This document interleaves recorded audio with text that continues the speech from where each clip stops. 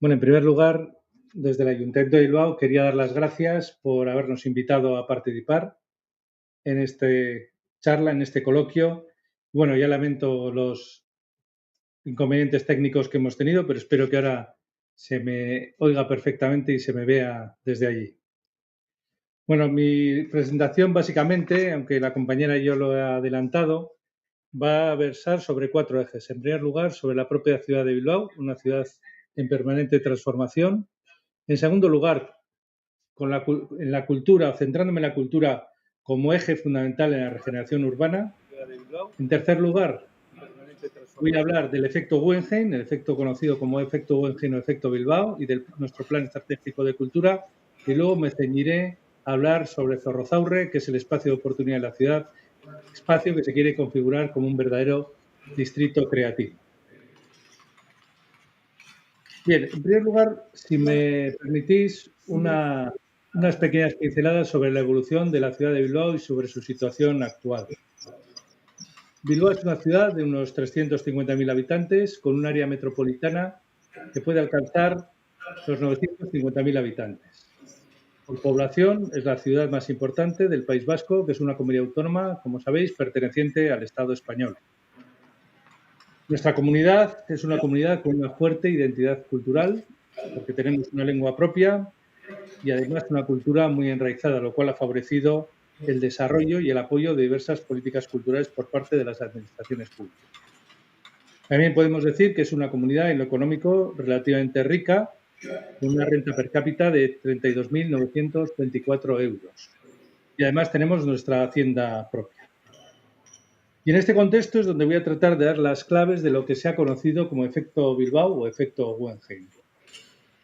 Porque Bilbao, a lo largo del siglo XIX y el siglo XX, era una ciudad eminentemente industrial, con una economía basada fundamentalmente en la siderurgia y en la construcción naval. En datos, el 49% del Producto Interior Bruto pertenecía a esta industria, a la industria naval y a la industria siderúrgica, y el sector servicios solo representaba un 36% de nuestro Producto Interior Bruto. Pero a finales de los años 70 y 80 del pasado siglo, del siglo XX, comienza una crisis industrial muy profunda en toda Europa que afecta especialmente a esta industria, la industria pesada. Llegamos a tener en Bilbao un 27% de desempleo y en el caso del desempleo juvenil alcanzaba el 50% de la población.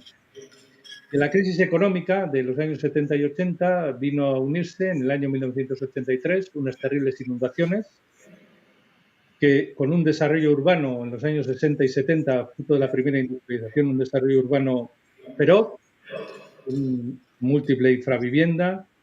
Además, teníamos graves conflictos sociales y la lacra, como saben, del terrorismo de ETA, con lo cual el cóctel dejó a Bilbao hundido en su más profunda crisis. A partir de aquí se inicia un proceso importante de revolución o regeneración urbana, como queréis llamarlo, que se basaba en 4 ámbitos fundamentales.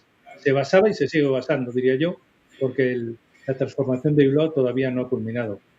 En primer lugar, la regeneración ambiental, porque nuestra ciudad está cruzada por un río que era la cloaca donde vertían tanto el saneamiento urbano, nuestras aguas residuales, como todos los vertidos industriales, que, como podéis suponer, una industria naval asociada a una industria química eran enormemente contaminantes.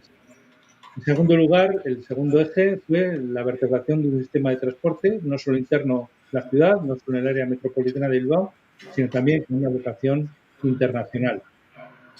En tercer lugar, la regeneración de la propia edificación urbana y un intento de búsqueda de una elevación del nivel de calidad de vida. Y, en cuarto lugar, que es a lo que posteriormente me referiré, una especial incidencia en la cultura como elemento transformador asociado al turismo y a los servicios avanzados para la industria.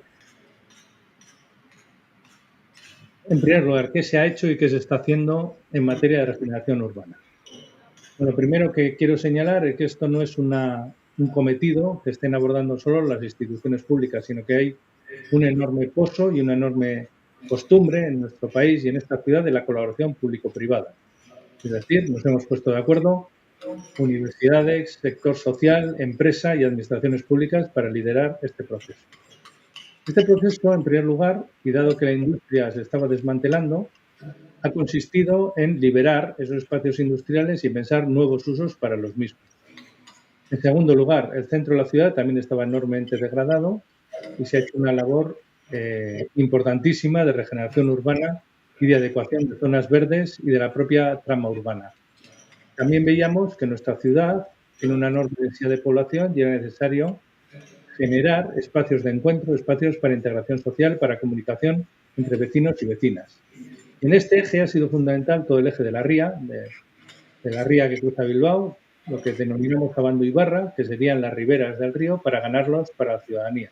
En esas zonas, fundamentalmente, se ubicaba la industria siderúrgica, los astilleros, y al liberarse esos espacios, pues la ciudad tuvo el desafío de dotarlos para nuevos usos. Y todo esto sin olvidar a los barrios más alejados del centro, que también por la propia orografía de la ciudad, que estamos en una ciudad rodeada de montañas, era importante dotarles de servicios públicos y sobre todo de garantizar la accesibilidad. La regeneración medioambiental, fundamentalmente,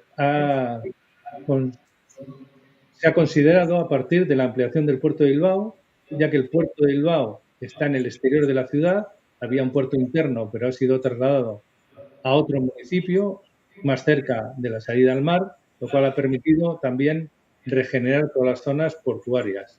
En segundo lugar, y como ya adelantaba, la rehabilitación, regeneración del propio río, de la ría de Bilbao. Estamos hablando en estos últimos años de una inversión de más de 1.400 millones de euros en saneamiento de la propia ría.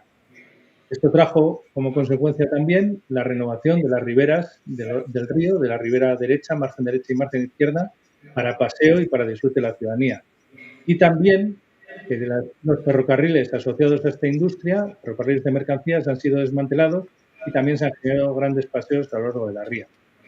Y todo ello con una, si me permitís, obsesión de incremento del arbolado y de las zonas verdes en el ámbito urbano.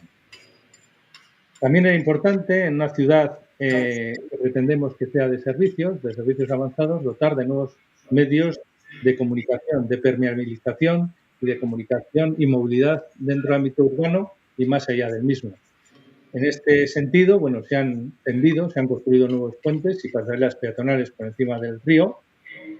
Se ha dotado de un metro, de un ferrocarril suburbano, que la ciudad no tenía el mismo, que conecta Bilbao con toda el área metropolitana. Hablamos que da servicio a 1 millón de habitantes, siendo la ciudad, en sentido estricto, 350.000 habitantes. También se ha aprovechado para hacer un transporte ecológico en superficie, el tranvía, y además dotando la propia trama de vías de tranvía, como se aprecia en la fotografía, de zona verde. Y por último, la ampliación y la captación de nuevos vuelos para el aeropuerto de Bilbao.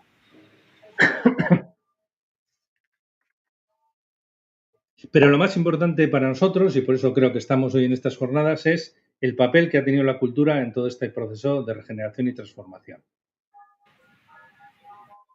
Bien, la cultura para nosotros es fundamental. Yo diría que es central en esta transformación.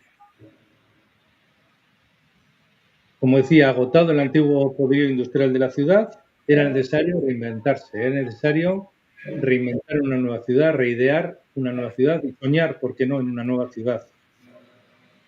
A partir de aquí surge el proyecto de captar un museo internacional que dote de visibilidad de la ciudad.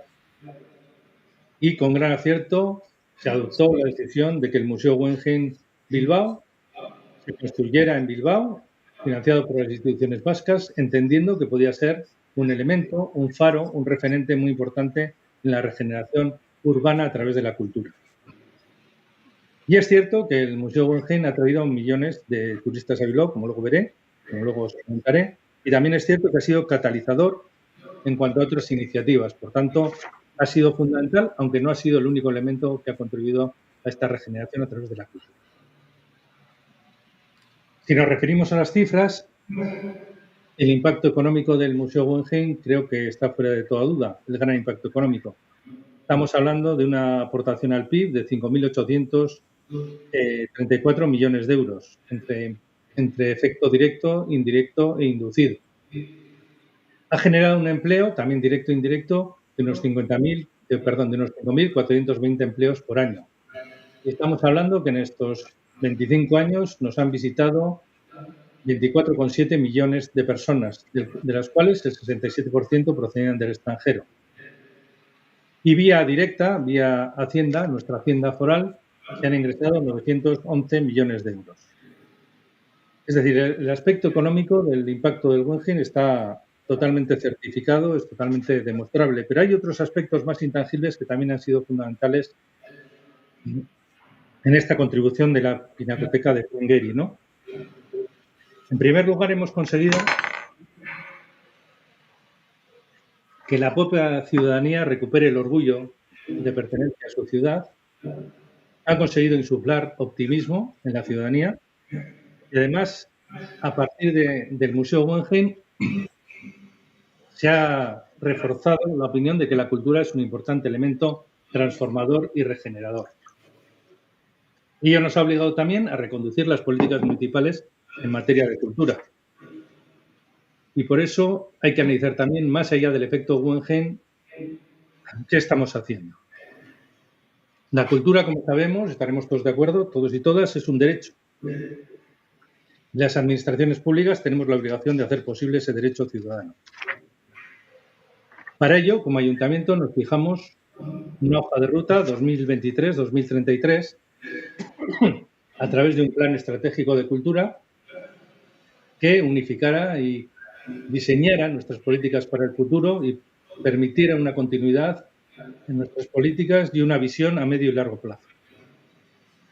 Bueno, esta hoja de ruta tiene como objetivo principal impulsar la actividad cultural local, sin olvidarnos de la proyección internacional de Bilbao como ciudad de la cultura, poner en valor los propios activos culturales de Bilbao, poner en valor el tejido cultural local, superar los efectos negativos de la reciente pandemia, también ser porosos, ser atractivos para posibilitar nuevas actividades y apoyar el desarrollo de las industrias culturales y creativas. Los pilares de este plan eran considerar la cultura, como decía, como motor de transformación, dar también cabida, dar voz al sector local, es decir, elaborar un verdadero ecosistema cultural con la ayuda de todos los agentes locales y además llegar a un pacto social con nuestra ciudadanía, de tal forma que ese pacto social, que para nosotros es el Plan Estratégico de la Cultura, sea una obligación para los próximos años. Perdón. Bueno, en este proceso participativo han tomado protagonismo 570 personas y hemos recibido más de 5.000 aportaciones en las diferentes fases del proceso, tanto en la de diagnóstico como en los retos de futuro, así como en la propuesta de líneas de trabajo concretas para los próximos años. Y esto nos ha llevado finalmente a unas líneas estratégicas que son las que queremos mantener hasta 2033.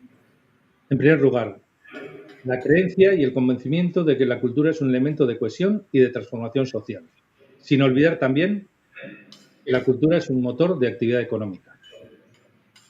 Atendiendo a toda la cadena de valor de la cultura en sus distintas fases, también tener en cuenta que tenemos una identidad cultural, que tenemos que conservar nuestro patrimonio, pero que también tenemos que ser permeables a los cambios en la cultura, es decir, una mirada también hacia el futuro. Intentar mantener y acrecentar, crecer nuestros públicos con un plan de públicos que analice aquellos públicos a los que no llegamos o que no se acercan a nosotros y por qué no se acercan a nosotros. Y todo ello, como decía, sin perder el eje fundamental que para nosotros es la colaboración institucional público-privada. Bueno, en cifras, actualmente esto nos ha supuesto dedicar unos recursos, entendemos, importantes a la cultura. Podríamos decir que el 10% de los recursos municipales, del presupuesto municipal, se dedican a la cultura, en torno a 42,7 millones de euros, con un gasto anual de 122 euros por habitante. Generamos con nuestra actividad propia e inducida 270 empleos directos y hay unos 10 eventos culturales municipales al día. Como decía, esto supone un compromiso presente y sobre todo un compromiso de cara al futuro. En estos últimos años, el departamento, ¿no?, que que tengo el honor de presidir, ha ido creciendo en peso presupuestario y actualmente tenemos dos proyectos importantísimos en marcha. Uno es la ampliación del Museo de Bellas Artes, compartido con otras instituciones, y otro, el Museo Vasco. Esos dos museos también son fruto de esta reflexión estratégica de la importancia de la cultura. Y por último, lo que ya anunciaba es el gran espacio de oportunidad de la ciudad. Bueno, aquí en la diapositiva se puede ver toda esa zona industrial llena de pabellones industriales con viviendas de baja altura y baja densidad de vivienda y una trama fundamentalmente industrial. Esta es la última gran apuesta de nuestra ciudad. Se puede ver arriba lo que comentaba, la zona plagada de industria, en muchos casos industrias pesadas, ya en absoluto declive, y abajo se ve lo que va a ser la infografía, el fotomontaje, de una gran zona de expansión, tanto en la parte residencial como lo que me referiré ahora de lo que puede ser un distrito cultural o creativo. Bien, para dar algunos datos de qué supone este plan, estamos hablando de 838.000 metros cuadrados. Se están construyendo 4 puentes de comunicación porque esto es una isla. Podéis ver, antes era una península, ahora es una isla, con lo cual hay que dotarla de comunicación. Se prevé también la construcción de 5.473 viviendas, un parque de 7,5 kilómetros y descontaminar, por supuesto, todos los suelos. Este plan de Zorrozaurre se vertebra a partir de las siguientes actividades. En primer lugar, un distrito tecnológico que se fundamenta básicamente en atraer empresas de alta tecnología, algunas de las cuales ya se han implantado allí, y generar un parque tecnológico para dar cabida a empresas de esta rama de actividad. Estaríamos hablando de dedicar unos 106.000 metros cuadrados de superficie a dichas industrias tecnológicas, fundamentalmente basadas en inteligencia artificial, Big Data y el Internet de las cosas, así como algunas industrias que luego veremos creativas y culturales. En segundo lugar, también se ha trabajado para atraer a las universidades o a distintas universidades, algunas de las cuales tenían implantación en nuestro país y otras no. Bueno, en primer lugar, en 2018 ya vino el primer proyecto, que fue DigiPen, el Instituto de Tecnología Europea, que es conocida como la Universidad del Videojuego, como sabéis, y fue un primer proyecto que se implantó aquí con alrededor de 200 estudiantes provenientes de 15 países. Posteriormente, en 2020, llegó la Universidad de Mondragón, también con unos 200 alumnos de los grados de Ingeniería Mecatrónica, Business Data Analytics, Humanidades Digitales Globales y Administración y Dirección de Empresas. Y también se implantó IED Kunsthal, que se sitúa en este edificio que veis a la derecha de la imagen, que era una antigua papelera, y también se ha empleado como centro de formación.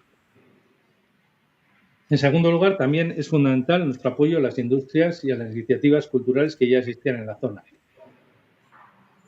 Fundamentalmente, aquí ha habido dos vectores de actuación. En primer lugar, el mientras tanto, lo que nosotros denominamos el mientras tanto. Esos equipamientos culturales que existían con antelación al plan de Zorrozaurre, intentar que en tanto en cuanto no se produce la transformación urbana puedan seguir manteniendo su actividad. Y en segundo lugar, la implantación de nuevas actividades o actividades transformadas. Ahí tenemos la imagen de Pabellón 6, que es un espacio teatral. Vemos cómo va a quedar el pabellón. Es un pabellón industrial que en su día se empleó para una asociación, fomentaba producciones propias de artes escénicas y nosotros con nuestra colaboración se les va a dotar de un nuevo edificio para que puedan continuar con su actividad. Y por último, cerrando este anillo de cuestiones en torno a la industria cultural y creativa, está Punta Zorroza, que es el polo audiovisual.